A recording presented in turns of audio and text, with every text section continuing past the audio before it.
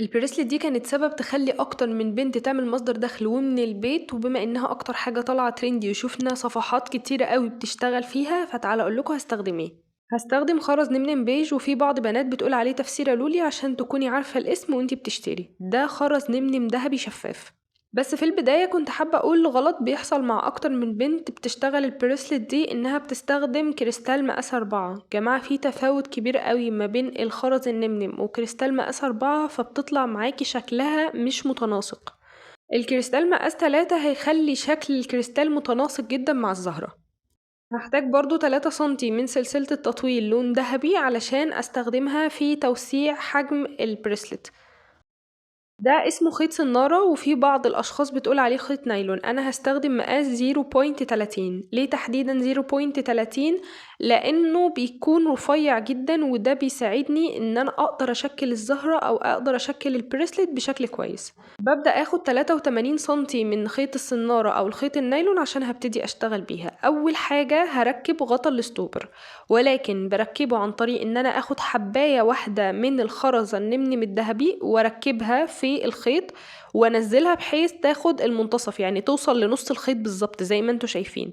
بمعنى هقسم الخيط بالظبط نصين نصين باستخدام الخرزة، علشان بعد كده هقفل عليه او هحبس عليه بغطا الستوبر الذهبي.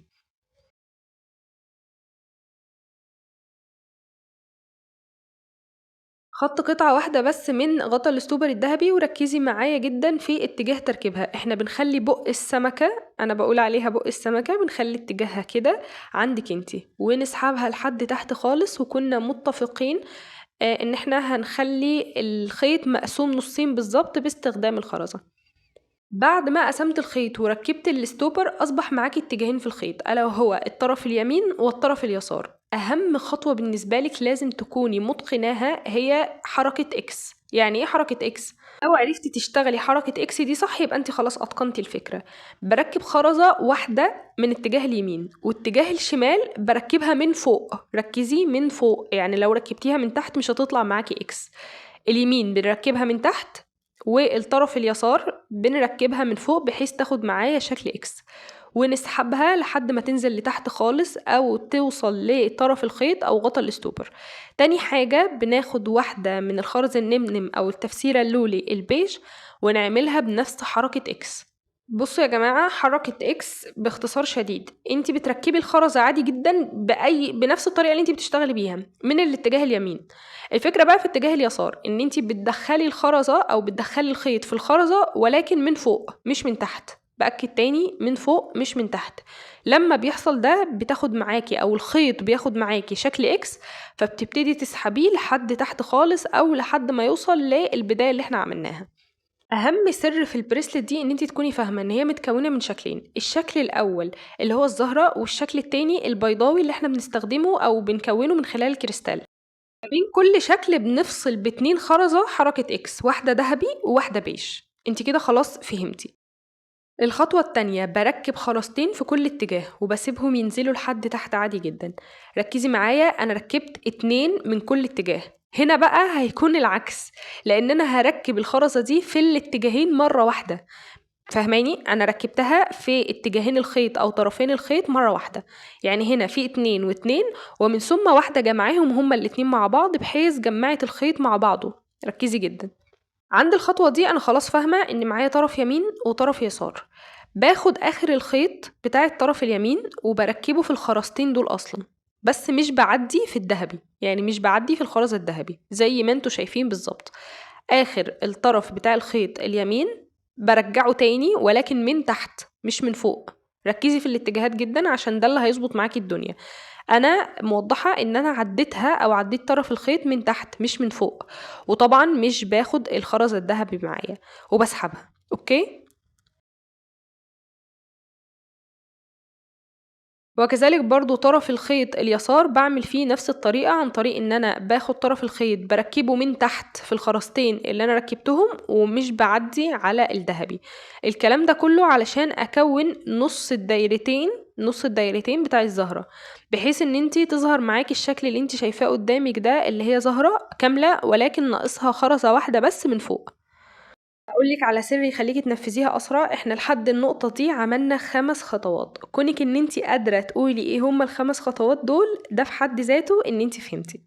الخطوة رقم 6، جماعة إحنا بنقفّل الوردة بحركة X بخرزة وباستخدم لها حركة X، يعني أفهم من كلامِك إن الوردة بتبدأ معانا بحركة X وتقفل معانا بحركة X، أيوه مضبوط. كده ظهر معايا أول زهرة، استخدمنا خرزة بيج حركة X، ركّبنا 2 في كل طرف ومن ثم واحدة دهبي في الطرفين ومن ثم قفلناها بحركة X. على الرغم إن أنا قُلت النقطة دي بس حابة أأكد عليها تاني، ما بين كل شكل وشكل يعني ما بين الشكل البيضاوي وشكل الزهرة في فاصل، ألا وهي التفسيرة الدهبي أو الخرزة التفسيرة الدهبي. تمام، هنعملها إيه؟ حركة X مضبوط، ونسحبها. إحنا كده فصلنا ما بين الوردة والدايرة، طب هنبتدي الدايرة إزاي؟ مضبوط، حركة X.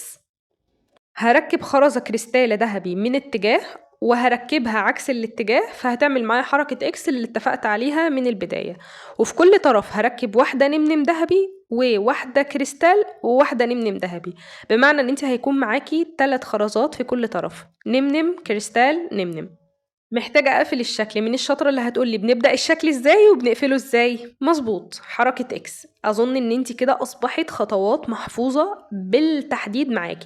مين الشاطرة اللي هتأكد لي على المعلومة؟ إحنا كده عملنا فصل ما بين الدايرة علشان هابتدي أصلًا أعمل وردة، ولمّا بافصل ما بين الشكل والشكل التاني بافصله باستخدام خرزة واحدة تفسيرة دهبي. تعالي نشوف أو نراجع مع بعض تاني الزهرة بتتعمل في 5 خطوات. أول حاجة بنعمل حركة X باستخدام التفسيرة أو خرزة لونها بيج. تاني حاجة بنركب 2 من طرفي الخيط، يعني 2 خرزة من طرفي الخيط. تالت حاجة بنركب واحدة خرزة تفسيرة دهبي شفاف من طرفي الخيط مرة واحدة، ومن ثم بنرجع من الاتجاه اليمين ونرجع من الاتجاه اليسار ومن ثم نقفل الزهرة بواحدة X. أعتقد كده كل حاجة واضحة، وبتكرري الخطوات لحد ما تاخد معاكي الشكل ده. أنا كده بعد ما خلصت المقاس اللي أنا عايزاه قفلتها بستوبر، واحدة ستوبر تمام، ومن ثم غطيت عليها بغطا الستوبر أوكي، ومن ثم هبتدي أركب القفل باستخدام الحلقة، ومن ثم في الطرف التاني هبتدي أركب سلسلة التطويل. عشان أحفّزِك وأشجّعِك، أول مرّة جرّبت أنفّذها أو أنفّذ الbracelet دي في البداية خالص لمّا كنت لسه باتعلّمها، خدت منّي أول bracelet خدت ساعتين، ساعتين باحاول أفهمها. أتمنى أكون قدرت أبسّطها عن لمّا جيت أتعلّمها، وتكون فعلًا مفيدة معاكم وسهلة. عايزة أشارك بقى معاكِ الطريقة التانية أو الفكرة التانية اللي باشوفها برضه كتير في بنات بتنفّذها وبصراحة شكلها تحفة أوي. الفكرة هنا بتكمن إن البريسلت كلها واخدة شكل الزهرة وكلها باستخدام خرز التفسيرة النمنم، أيا يكن بقى الألوان اللي انتي هتختاريها، ولكن أنا اخترت البيربل وفي نفس الوقت هستخدم فضي المرة دي. هنا هستخدم نفس ال5 خطوات اللي اتفقنا عليهم بتاع تكوين الزهرة، وما بين كل زهرة وزهرة هفصل بحركة إكس تفسيرة أو خرز تفسيرة نمنم فضي. الشكل ده باشوفه كتير أوي على النت وبابقى مستغربة اتكوّن إزاي، لإن البريسلت دي بتبقى عبارة عن 3 قطع. هنا هاستخدم سلك التشكيل النحاس 0.5، لو عندِك حاجة أتخن شوية مش مشكلة، بس حاولي تستخدميه رفيّع عشان يسهل تشكيله. باعمل عملية برم أو حلقة للسلك التشكيل اللي معايا علشان أبتدي أقفله من ناحية وأقطعه من الناحية التانية، هاقطع بالضبط 2 سنتي. باستخدم كام؟ ده بيرجع على حسب طول البريسلت اللي انتي عايزاها، يعني لو عايزة طولها زي ما انتي شايفاها معايا كده أو المقاس اللي انتي شايفاه معايا بتطلعي 4 بالظبط أو 4 أشكال من اللي احنا كوناها. عايزة أطول اوكي، عايزة أقصر اوكي، وبتقطعي السلسلة مقاسات أو مسافات متساوية.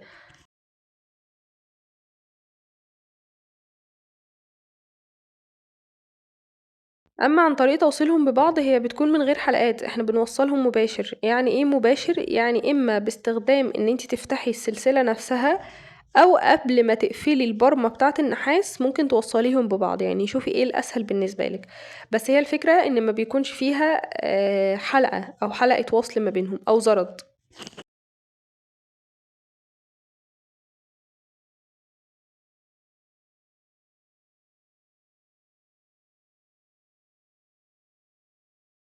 ده كان شكلها النهائي. طبعا القطعة التالتة دي هي سلسلة حمصة، بتيجي زي ما انتوا شايفينها بالظبط، يا دوب بتركبي لها قفل من اتجاه وسلسلة تطويل او حلقة من اتجاه تاني. ارجو يكون الفيديو مفيد بالنسبة لكم.